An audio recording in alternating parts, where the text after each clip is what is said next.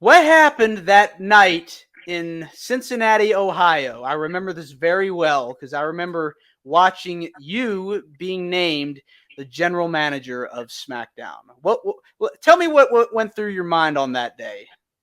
I didn't even know anything about it. They didn't even tell me anything about it because Vince didn't want nobody to know. Because at that particular time, when you would put out stuff, first and people that were in the office, I mean, people that work for the company would go straight to social media and put it out there, even before it happened.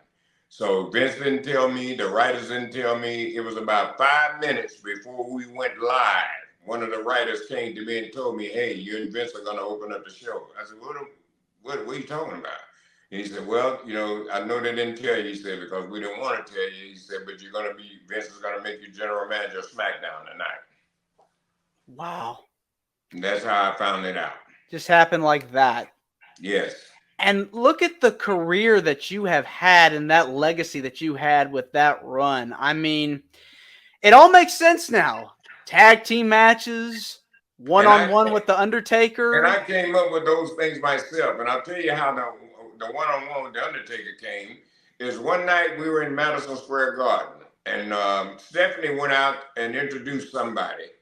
And when she come back, I was standing there. Vince stopped her, and Vince was telling her, "Stephanie, I want you to be a little bit more up with the introduction or something. Like I want you to put a lot of emphasis on it. John William, like that." So I'm just standing there, and I didn't say one word, but I picked right up on it. I knew what he wanted. So when I started going out, then talking about the Undertaker, then I always remembered Vince, one on one with the Undertaker. Because that's what he wanted. And I remembered that. And the same thing with the tag team matches. Bitch, nobody told me that. I came up with that myself. Make tag team matches mean something. I mean, it's got to feel good, Teddy, when you go online and you type in Teddy Long tag team match or Teddy Long Undertaker. The amount of memes that you find online, it's hilarious, but it's also got to make you feel good because of the contributions that you made to professional wrestling. Well, what really makes me feel good is when I'm on these different signings.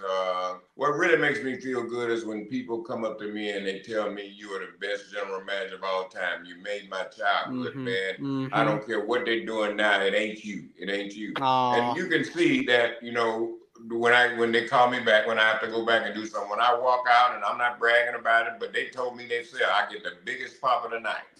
So I said something, one night I walked out, Hunter, he's the guy in charge. And so I Mm-hmm. said to Road Dogg, he said, "Yeah," he said, "Teddy, you got a big pop out there." I said, "Well, tell Hunter." And he looks at me and he says, "He heard it." You know what I mean? So that's what I'm saying. You know what I mean? Well, you earned those pops. Right. So that's what I'm saying. Tell Hunter, then if I'm getting a pop, then so there's nothing you can do with me. You see what I'm saying? So Yeah. anyway, like I said, man, I'm just happy to made it where I am today. I'm enjoying the rest of my life now. I had a great run. I've been blessed. So man, I don't care whether I go back or not. I just enjoy doing what I'm doing.